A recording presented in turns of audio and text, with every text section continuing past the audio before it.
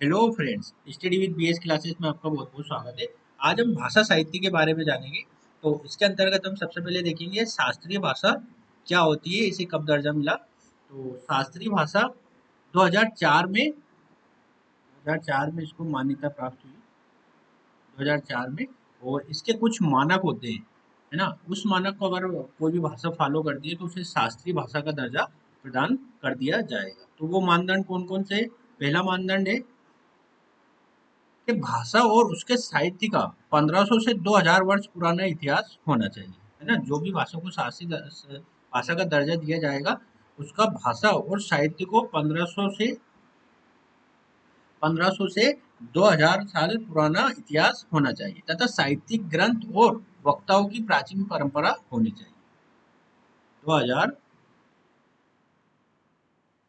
1500 से 2000 साल पुराना उसका इतिहास होना चाहिए। 1500 से 2000 साल का उसका इतिहास होना चाहिए। 1500 से 2000 साल पुराना उसका इतिहास होना चाहिए, और उसके जो लिखने वाले पढ़ने वाले जो होते हैं वो वक्ता होने चाहिए अच्छे, वो प्राचीन परंपरा से जुड़े हुए होना चाहिए इस भाषा की। दूसरा है मानदंड इसका, भाषा एवं साहित्य की म, जो मौलिक परंपरा होनी चाहिए, मतलब किसी अन्य से उधार नहीं ली गई हो, है ना। किसी अन्य भाषाई परंपरा से उसको उधार नहीं लिया गया हो, मौलिक परंपरा होनी चाहिए उस भाषा की, है ना। इसको शास्त्रीय संगीत का दर्जा दिया जा रहा है। तो ये दो महत्वपूर्ण इसकी मानदंड है। अगर ये दोनों मानदंड पूरा करते हैं तो उसको शास्त्रीय भाषा का दर्जा दिया जाएगा। अब किसी भाषा को मान लो कि शास्त्रीय भाषा का अगर दर्जा मिल जाता है, तो सरकार उसके लिए क्या क्या करती है। तो सबसे पहले होता है कि जो शोध के लिए अनुदान देती है, उस भाषा पर शोध, है ना। शोध शोध के लिए सरकार अनुदान देती है।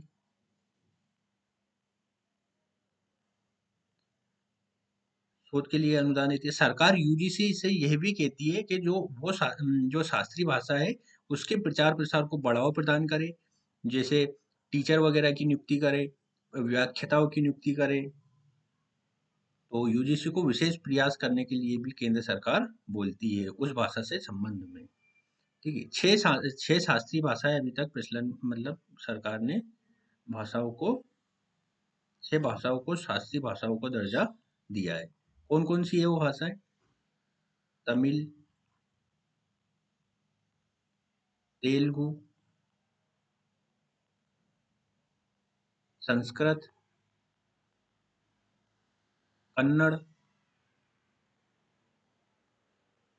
मलयालम और उड़िया। ये 6 भाषाओं को शास्त्रीय भाषा का दर्जा दिया गया है। अब हम देखेंगे वैदिक साहित्य के बारे में, वेदों के बारे में। वैदिक साहित्य,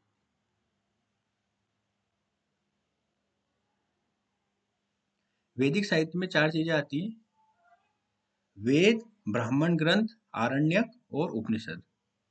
वेद, वेद, ब्राह्मण ग्रंथ, ब्राह्मण ग्रंथ, आरण्यक, आरण्यक, और चौथा उपनिषद।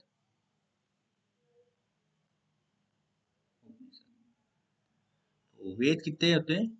वेद 4 होते हैं। पहला है ऋग्वेद, दूसरा है सामवेद,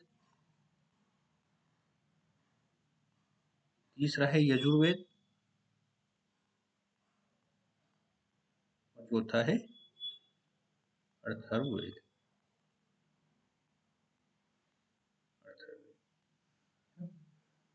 वेदों को क्या कहा है? वेदों को अपौरुषेय भी कहा गया है। अपौरुषेय भी कहा गया है। अर्थात इनकी जो रचना की है वो देवताओं ने की है, मनुष्य ने नहीं की है। इनकी जो रचना है वो देवताओं ने की है। वेदों को श्रुति भी कहते हैं, अर्थात इस वेदों को श्रुति भी कहते हैं, अर्थात ये सुनने की परंपरा से इनका विकास हुआ है ना, सुनने की परंपरा से इनका विकास हुआ है। ठीक है। और जो ये ऋग्वेद, सामवेद और यजुर्वेद है, इसको हम वेद त्रयी कहते हैं, है ना, इन तीनों को वेद त्रयी, इन तीनों को वेद त्रयी कहते हैं। ब्राह्मण ग्रंथ क्या होते हैं? ब्राह्मण ग्रंथ वेदों की जो अनुष्ठानिक व्याख्या होती है या कर्मकांडीय जो व्याख्या होती है वेदों की, वो ब्राह्मण ग्रंथों में होती है ना। कर्मकांडीय जो व्याख्या होती है, कर्मकांडी जो व्याख्या होती है वो ब्राह्मण ग्रंथों में होती है। आरण्यक क्या होते हैं? आरण्यक वेदों की जो गूढ़ और रहस्यमयी व्याख्या होती है ना, गूढ़ और रहस्यमयी जो व्याख्या होती है, गूढ़ एवं जो रहस्यमयी रहस्यमयी व्याख्या आरण्यक के अंतर्गत होती है, तथा ये तप पर भी बल देते हैं, है ना, तप पर भी बल देते हैं। उपनिषद क्या होता है, या वेदांत भी इसको हम बोलते हैं, उपनिषद को। ये क्या होते हैं? ये वेदों की दार्शनिक व्याख्या करते हैं, है ना, दार्शनिक व्याख्या किसकी? वेदों की। दार्शनिक व्याख्या करते हैं वेदों की, और ज्ञान पर बल देते हैं, है ना, ज्ञान पर ये बल देते हैं। अब हम चारों वेदों को एक एक करके पढ़ेंगे। सबसे पहले देखते हैं ऋग्वेद। ऋग्वेद ये आर्यों का प्राचीनतम वेद है ना, सबसे प्राचीन वेद है, प्राचीन वेद है आर्यों का। देवताओं के सम्मान में लिखी गई रचनाएं इसमें होती हैं। देवताओं के सम्मान में जो रचनाएं की गई हैं वो इसमें लिखी होती हैं, देवताओं के सम्मान में। इसके पुरोहित कौन होते हैं? पुरोहित होर्थ होते हैं इसके, पुरोहित होर्थ, होर्थ पुरोहित कहलाते हैं इसके अंतर्गत। इसमें 10 मंडल है ना, मंडलों की संख्या कितनी है इसमें? 10। जो तीसरा मंडल है, तीसरे मंडल में विश्वामित्र ने, तीसरे मंडल में विश्वामित्र ने सूर्य या सवित्र के सम्मान में गायत्री मंत्र की रचना की है। सूर्य या सवित्र के सम्मान में गायत्री मंत्र की रचना की है। तो कभी कभी पूछ लिया जाता है गायत्री मंत्र कहाँ से लिया गया है, तो गायत्री मंत्र ऋग्वेद के तीसरे मंडल से लिया गया है ना। और किसके सम्मान में? सूर्य या सवित्र के सम्मान में गायत्री मंत्र की इन्होंने रचना की। किसने की है गायत्री मंत्र की रचना? विश्वामित्र ने की है। सातवें मंडल में क्या है? ऋग्वेद के सातवें मंडल में, सातवें मंडल में, सातवें मंडल में है 10 राज युद्ध का वर्णन है। 10 राज युद्ध का वर्णन है ना। ये युद्ध कहाँ हुआ था? ये परुश्रणी, है ना, परुश्रणी जिसे रावी नदी कहते हैं वर्तमान में, इस नदी के तट पर हुआ था। इस नदी के तट पर हुआ था, जिस पर कौन जीता था? भरत कबीला जीता था। भरत कबीला इसमें जीता। नौवें मंडल में क्या उल्लेख है? नौवें मंडल में, ऋग्वेद के नौवें मंडल में विशेष है, नौवें मंडल में सोम को समर्पित, है ना, नौ मंडल किसे? सोम को समर्पित है, सोम को समर्पित है, जिसमें वनस्पति और चंद्रमा को देवता माना गया है, जिसमें वनस्पति एवं चंद्रमा को देवता माना गया है। चंद्रमा को क्या माना है? देवता माना है इसमें। ठीक है। अब ऋग्वेद के 10वें मंडल में क्या है? 10वें मंडल, 10वें मंडल में पुरुष सूक्त नामक पुरुष सूक्त है, जिसमें 4 वर्णों का उल्लेख। 4 वर्ण कौन कौन से? पुरुष सूक्त में 4 वर्ण उल्लेखित है। 4 वर्ण कौन कौन से 4 वर्ण? ब्राह्मण, क्षत्रिय, वैश्य और शूद्र। ब्राह्मण, क्षत्रिय, वैश्य और शूद्र। तो कभी कभी ये पूछ लिया जाता है कि जो 4 वर्ण है किसमें उल्लेखित है, तो ऋग्वेद के 10वें मंडल में पुरुष सूक्त के तहत 4 वर्ण उल्लेखित है। कौन कौन से? ब्राह्मण, क्षत्रिय, वैश्य और शूद्र। ऋग्वेद में कुछ मंत्रों की रचनाएं महिलाओं ने भी की है। जो ऋग्वेद की कुछ रचनाएं किसने की है? महिलाओं ने भी की है। महिलाओं ने भी कुछ मंत्रों की रचनाएं की है। उसमें कौन कौन प्रमुख है? उसमें अपाला, घोषा, लोपामुद्रा का नाम प्रमुख है। कौन कौन सी महिलाओं के नाम प्रसिद्ध है? अपाला, घोषा, लोपामुद्रा का नाम प्रचलन में है। ठीक है, तो ये पूरा ऋग्वेद के बारे में जाना। अब हम देखेंगे सामवेद। सामवेद के बारे में देखेंगे। तो सामवेद क्या होता है कि जो ये यज्ञ के अवसरों पर गाए जाने वाले मंत्रों का उल्लेख होता है। इसके अंतर्गत यज्ञ के अवसर पर जो मंत्र उच्चारित किए जाते हैं वो सामवेद में पाए जाते हैं। इसमें गान करने वाला जो जो गीतों को गाता है उसको हम उद्गाता बोलते हैं, है ना। जो गान करने वाले को उद्गाता बोलते हैं। और ये जो सामवेद है संगीत की प्राचीनतम पुस्तक भी मानी जाती है। जब मैंने संगीत कला पढ़ाई थी तो आपको बताया था कि संगीत का उद्भव सामवेद से माना जाता है ना। तो संगीत का प्राचीनतम पुस्तक है ना। संगीत का इसमें सबसे पहले वर्णन मिलता है। नेक्स्ट आता है हमारा यजुर्वेद। यजुर्वेद, ठीक है। यजुर्वेद, यजु का अर्थ क्या होता है? यजु का अर्थ होता है यज्ञ, यज्ञ, यज्ञ, है ना। अर्थात इसमें यज्ञ की विधियों का उल्लेख होता है ना। यजुर्वेद में यज्ञ की विधियों का उल्लेख यज्ञ की विधियों का उल्लेख होता है। और ये कर्मकांड प्रधान है। कर्मकांड प्रधान है।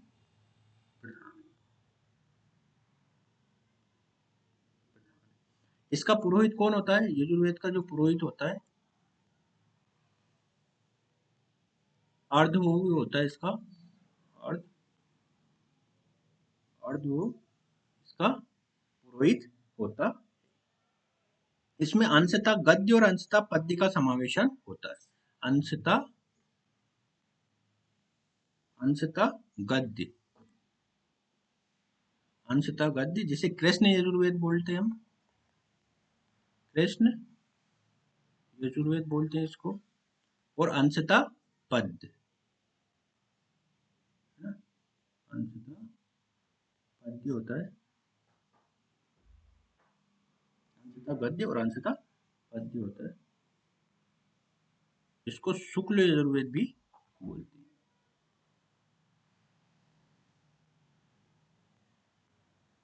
शुक्ल यजुर्वेद भी बोलते हैं। इसमें सतपथ ब्राह्मण नामक ग्रंथ शुक्ल यजुर्वेद से संबंधित है ना। सतपथ, है ना। सतपथ ब्राह्मण, सतपथ ब्राह्मण नामक ग्रंथ है वो शुक्ल यजुर्वेद से संबंधित है। शुक्ल यजुर्वेद से संबंधित। इससे संबंधित वाजसेनेयी संहिता में लोहे के लिए, इससे संबंधित एक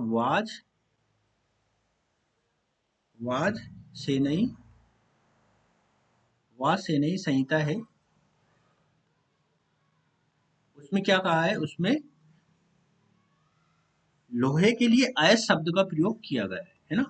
लोहे के लिए क्या प्रयोग किया गया? अयस शब्द का प्रयोग किया गया है। तो कभी कभी पूछ लिया जाता है कि लोहे के लिए अयस शब्द का प्रयोग किसमें हुआ है, तो वो हुआ है यजुर्वेद में हुआ है। वाजसेनेयी संहिता के अंतर्गत प्रयोग किया गया है। अब हम देखेंगे अथर्ववेद के बारे में। अथर्ववेद, ये वेद त्रयी का भाग नहीं होता है। मैंने आपको जैसे बताया था वेद त्रयी 3 होते हैं, ऋग्वेद, सामवेद और यजुर्वेद, है ना। ये इसके बाहर है। अथर्व ऋषि के द्वारा इसको लिखा गया, अथर्व ऋषि इससे संबंधित है ना। इसके साथ ऋषि अंगिरस जुड़े हुए हैं, है ना, ऋषि अंगिरस, ऋषि अंगिरस इससे जुड़े हुए हैं, इससे जुड़े हुए हैं। इसलिए अथर्ववेद को अथर्वा गिरस भी कहते हैं, है ना। इसलिए इसको हम क्या बोलते हैं, अथर्व गिरस भी इसको बोला जाता है, अथर्ववेद को। इस वेद को ब्रह्म वेद भी कहते हैं, है ना, इसे ब्रह्म वेद भी कहते हैं, है ना। काशी राज्य का प्राचीनतम उल्लेख भी इसी वेद में मिलता है। काशी राज्य का जो है प्राचीनतम उल्लेख इसी में मिलता है। एक विशेष बात ये अथर्ववेद जादू टोना, ना, जादू टोना से संबंधित जो बातें हैं वो अथर्ववेद में पाई जाती है ना। जादू टोना, तंत्र मंत्र, जो भी चीजें हैं वो अथर्ववेद में पाई जाती है। इससे क्या प्रतीत होता है कि जो समाज की निचली संस्कृति का ये परिचायक है ना, निचली संस्कृति का ये परिचायक है, निचली संस्कृति का ये परिचायक है। इसी से संबंधित एक मुंडोपनिषद है, मुंडोपनिषद, मुंडोपनिषद है इसी में संबंधित। उसमें सत्यमेव जयते का, है ना, सत्यमेव जयते अर्थात सत्य की जीत होती है। सत्यमेव जयते कई बार पूछा जाता है कि सत्यमेव जयते कहाँ से लिया गया है, तो ये मुंडोपनिषद से लिया गया है, और ये मुंडोपनिषद अथर्ववेद में है। मुंडोपनिषद में और क्या बताया, ये बताया कि यज्ञ टूटे हुए नाव के समान होता है ना। यज्ञ को टूटे हुए नाव, है ना, जो नाव टूटी होती, टूटी हुई नाव के तरह बताया गया है, जिससे भवसागर पार नहीं किया जा सकता है ना। भवसागर पार नहीं किया जा सकता, भवसागर मतलब सांसारिक जीवन नहीं जीता जा सकता है। और मुंडोपनिषद में ये भी बताया गया है, क्या बताया, ब्राह्मण धर्म के यज्ञ और कर्मकांड की आलोचना की गई है। यज्ञ और कर्मकांड की आलोचना की गई है इसके अंतर्गत, यज्ञ एवं कर्मकांड की इसमें आलोचना की गई है। यज्ञ और कर्मकांड की आलोचना की गई है ना। जैसे मैंने बताया था कि इससे भवसागर पार नहीं हो सकता है, इससे ये निष्कर्ष निकल सकता है कि इसमें यज्ञ और कर्मकांड की आलोचना की गई। अब हम जानेंगे तमिल साहित्य के बारे में, तमिल साहित्य के बारे में जानेंगे। तो इसके अंतर्गत हम देखेंगे संगम साहित्य, तमिल साहित्य को जानेंगे, तमिल साहित्य। तमिल साहित्य के अंतर्गत सबसे पहले हम देखें, मतलब इसके अंतर्गत देखेंगे संगम साहित्य, संगम साहित्य। संगम साहित्य को दो भागों में विभाजित किया जाता है, दो भागों में विभाजित किया जाता है। एक तो प्रवृत्तियों के आधार पर, प्रवृत्तियों के आधार पर, और दूसरा भौगोलिक आधार पर, भौगोलिक आधार पर वर्गीकरण किया जाता है ना। प्रवृत्तियों के आधार पर दो प्रकार से होता है, कौन कौन सा, अगम, अगम और पूरम। अगम में क्या होता है, अगम में प्रेम संबंधी रचनाएं होती है, अगम में प्रेम संबंधी रचनाएं होती है। और पूरम में क्या होता है, पूरम में राजा की प्रशंसा, राजा की प्रशंसा संबंधी रचनाएं होती है पूरम में। अब भौगोलिक आधार पर वर्गीकरण, भौगोलिक आधार पर हम वर्गीकरण को अलग से देख लेते हैं, है ना। भौगोलिक आधार पर जो वर्गीकरण होता है वो निम्न प्रकार से होता है। पहला कुरुजी, पहला है कुरुजी। कुरुजी में क्या होता है, ये पहाड़ी क्षेत्र होता है, पहाड़ी क्षेत्र होता है, और इसमें विवाह पूर्व प्रेम की कविताएं होती है, कहानियां होती है, विवाह पूर्व प्रेम। ठीक है। दूसरा होता है पाल्य, पाल्य मरुस्थल होता है, पाल्य मरुस्थल होता है। इसमें दीर्घकालिक विरह से संबंधित रचनाएं होती हैं, दीर्घकालिक,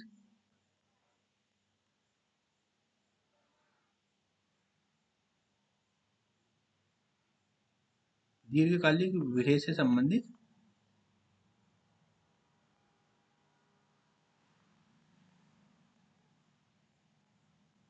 संबंधित रचनाएं। नेक्स्ट आता है हमारा मूल्य, मूल्य ये किससे संबंधित होता है, ये जंगल से संबंधित होता है, जंगल से संबंधित। इसमें अल्पकालिक विरह से संबंधित रचनाएं, अल्पकालिक विरह से संबंधित रचनाएं है ना, मूल्य में अल्पकालिक विरह से संबंधित रचनाएं होती है।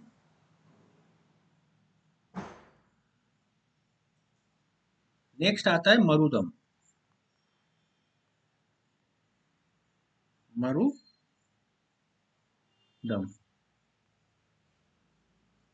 मरुदम में क्या होता है, ये कृषि भूमि होती है, कृषि भूमि। इसमें विवाह के पश्चात जो प्रेम होता है उसका वर्णन होता है, मतलब गृहस्थ जीवन में जो है ना प्रेम होता है वो बताया जाता है ना, विवाह पश्चात, विवाह पश्चात प्रेम होता है वो उसके बारे में बताया जाता है। नेक्स्ट होता है लास्ट नेदल, नेदल, ये समुद्र तट होता है भौगोलिक क्षेत्र के रूप में, समुद्र तट, और इसकी कोई जानकारी हमें अभी तक प्राप्त नहीं हुई है ना, इसकी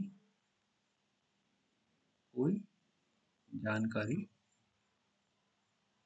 नहीं, ठीक, ये नहीं। अब संगम साहित्य के तहत हम देखेंगे, संगम साहित्य के तहत, संगम साहित्य के तहत क्या होता है कि तमिल कवियों की बैठक होती है ना, तमिल कवियों की ये बैठक होती है, जो संगम साहित्य साउथ के मैं बता देता हूँ, जैसे ये भारत है, तो यहाँ पे ये यहाँ से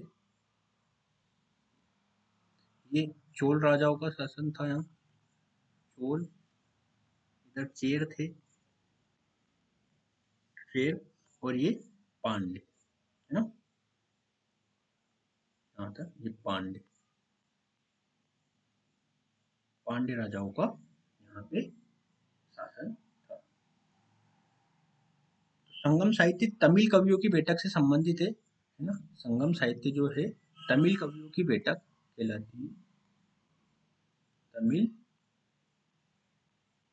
कवियों की बैठक। कब हुई थी ये कवियों की बैठक, ये 300 ईसा पूर्व से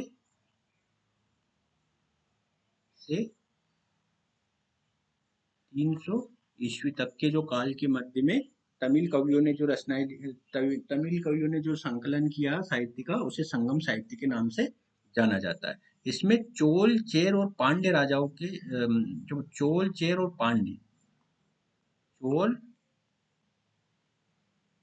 चेर और पांड्य है ना, तीनों के आर्थिक, सामाजिक और राजनीतिक है ना, आर्थिक, सामाजिक,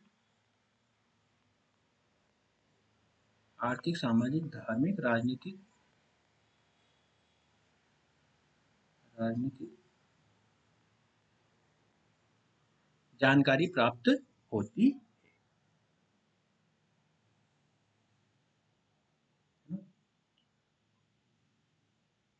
जानकारी प्राप्त होती है। अब ये तीन संगम कहाँ आयोजित हुए थे, तीन संगम, तीन संगम कहाँ से जुड़े थे ये मैं बता देता हूँ। ठीक है, तालिका के माध्यम से हम देख लेते हैं, क्रम देख लेते हैं सबसे पहले,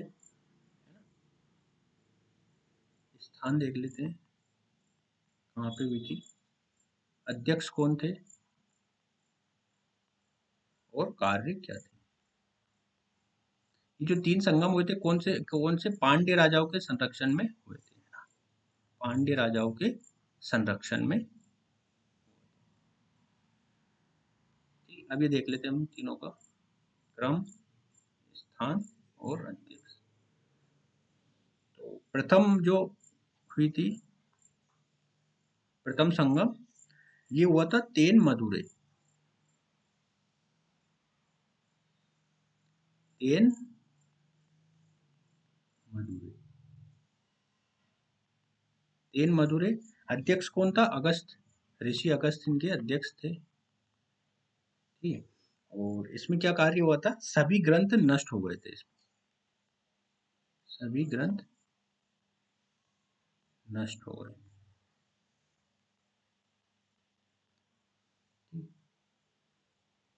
दूसरा संगम,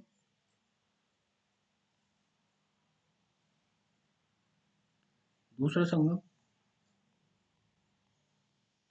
दूसरा संगम क्या कौन से स्थान पे हुआ था, अलेवे, अलेवे या कपाटपुरम भी हम इसको बोलते हैं, कपाटपुरम, कपाटपुरम। इसके अध्यक्ष थे अगस्त, ऋषि अगस्त तथा टोल कापियार। कौन थे, टोल। इसमें क्या कार्य हुआ था, इसमें तमिल व्याकरण ग्रंथ टोल कापियार का संकलन हुआ था, है ना, तमिल व्याकरण ग्रंथ, है ना, ग्रंथ टोल कापियार का संकलन हुआ था, संकलन। तीसरी कहाँ हुई, तीसरी हुई थी मदुरई, मदुरई में हुआ था तीसरा संगम। इसके अध्यक्ष कौन थे, नकीरकर, नकीरर, है ना, नकीरर थे। और इसमें 8 तमिल ग्रंथों का संकलन हुआ था, 8 तमिल ग्रंथों का इसमें संकलन हुआ, है ना। इसमें एट्टो टोगाई कहा गया है ना, जिसे क्या कहा गया है, एट्टो टोगाई इसे कहा गया है ना। जो 8 तमिल ग्रंथ है इनका जो संकलन हुआ इससे एट्टो टोगाई कहा गया है। तो ये तमिल संगम तीनों के बारे में मैंने डिटेल चार्ट के माध्यम से बता दिया गया। अब हम देखेंगे तमिल महाकाव्य,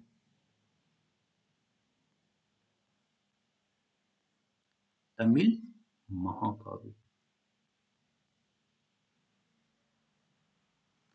तमिल महाकाव्य में सबसे पहले आता है शिल्पाधिकारम,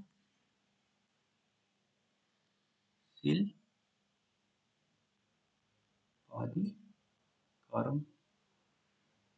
शिल्पाधिकारम, है ना। इसके लेखक कौन है, इसके लेखक है इलांगो आदिकर, लेखक इलांगो आदिकर,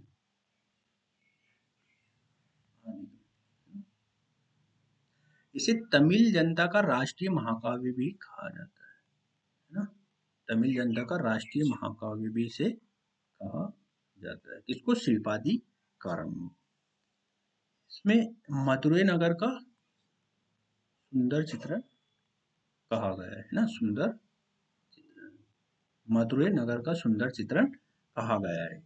इसमें शिल्पाधिकारम से एक कहानी जुड़ी हुई है, वो कहानी में बताता हूँ, है ना, कहानी में बताता हूँ। जैसे ये चेर राज्य था, है ना, ये चोल था और ये पांड्य, है ना। ये कौन सा राज्य था, ये चेर, ये था चोल और ये था पांड्य। तो शिल्पाधिकारम से एक नुपुर की मतलब एक कहानी जुड़ी हुई है, नुपुर की कहानी। तो उसको हम देखते हैं। इसमें नायक कौन था, नायक था कोवलन, कोवलन। नायिका कौन थी? कण्णगी, इसकी वाइफ है ना, कण्णगी है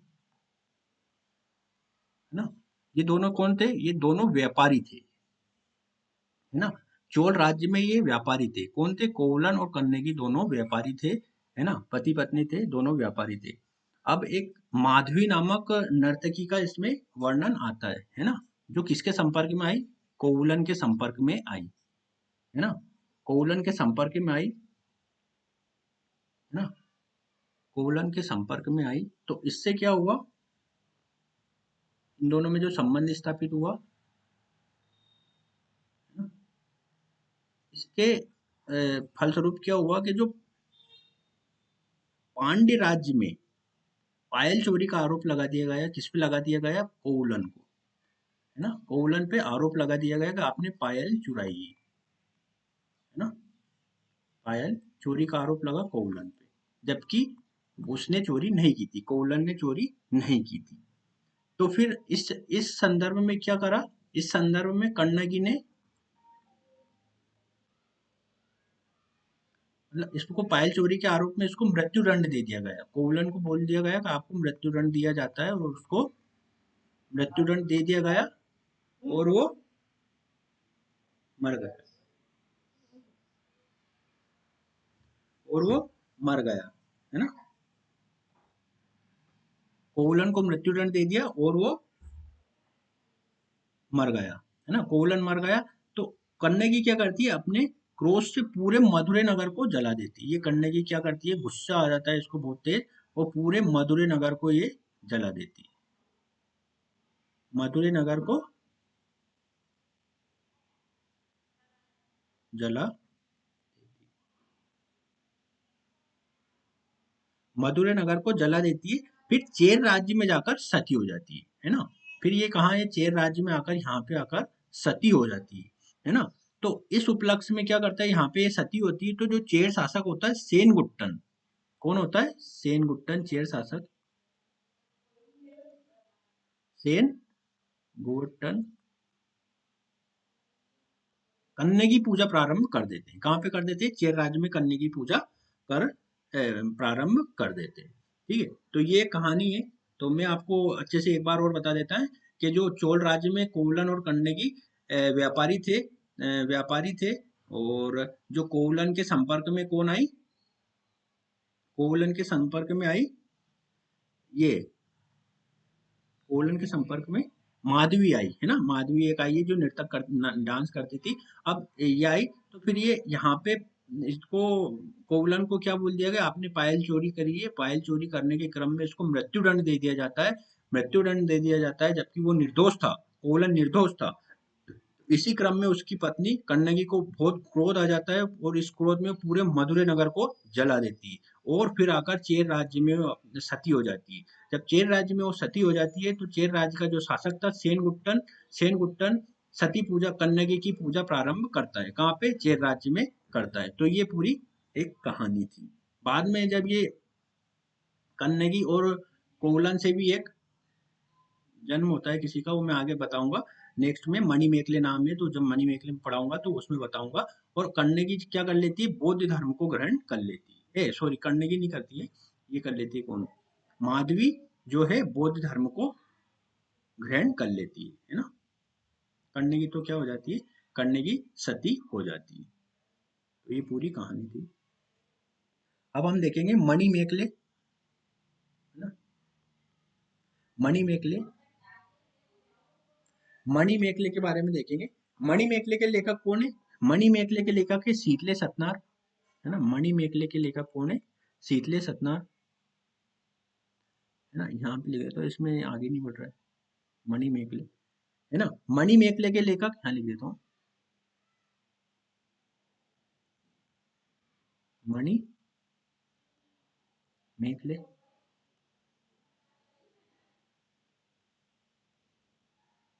मेखले, है ना।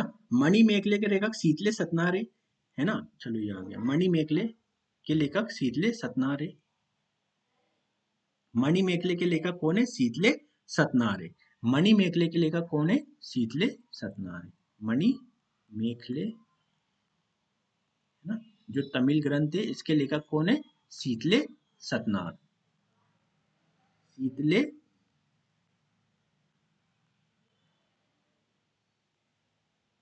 सतनाथ, इसके लेखक कौन है? शीतले सतनाथ। इसमें कोवलन और माधवी से उत्पन्न कन्या जिसका नाम मणिमेखले था, किससे? अभी जो मैंने बताई थी वो उसमें, है ना। कोवलन, कोवलन जो एक व्यापारी था, और माधवी जो एक नर्तकी थी, डांसर थी, है ना। इनके मध्य अवैध संबंध था, तो इनसे एक पुत्री जन्म हुई थी जिसका नाम क्या था? मणिमेखले। मणिमेखले। अब इस मणिमेखले का संबंध भी राजा उदयन, है ना, राजा उदयन। राजा उदयन आप पढ़ेंगे पाटलिपुत्र का इतिहास, तो राजा उदयन आपको मिलेंगे, है ना। राजा उदयन आप कमेंट करके बताइए कि पाटलिपुत्र में कौन से सन में थे और क्या इनसे संबंध, मतलब किसके ये उत्तराधिकारी थे, और इसके बाद कौन से शासक आए, आप कमेंट सेक्शन में लिखकर बताइए। ठीक है। मणिमेखले के मतलब उदयन जो राजा थे मणिमेखले के संपर्क में आते हैं, ये चर्चा भी हमको मिलती है, और इनके प्रेम संबंध की चर्चा भी मिलती है, किसके? मणिमेखले और उदयन के मध्य के बीच में, है ना। तो ये है। मणिमेखले बाद में बौद्ध धर्म ग्रहण कर लेती है ना। बाद में मणिमेखले भी बौद्ध धर्म ग्रहण कर लेती है, बौद्ध धर्म ग्रहण कर लेती है। नेक्स्ट हमारा आता है जीवक चिंतामणि। जीवक चिंतामणि, जीवक चिंतामणि, इसके रचनाकार कौन है? रचना किसने की जीवक चिंतामणि की? रचना है त्रुकेंद्र, तिरु त्रुकेंद्र रचना की है। ठीक है। इसमें जीवक को योद्धा के रूप में बताया गया है ना। जीवक जो है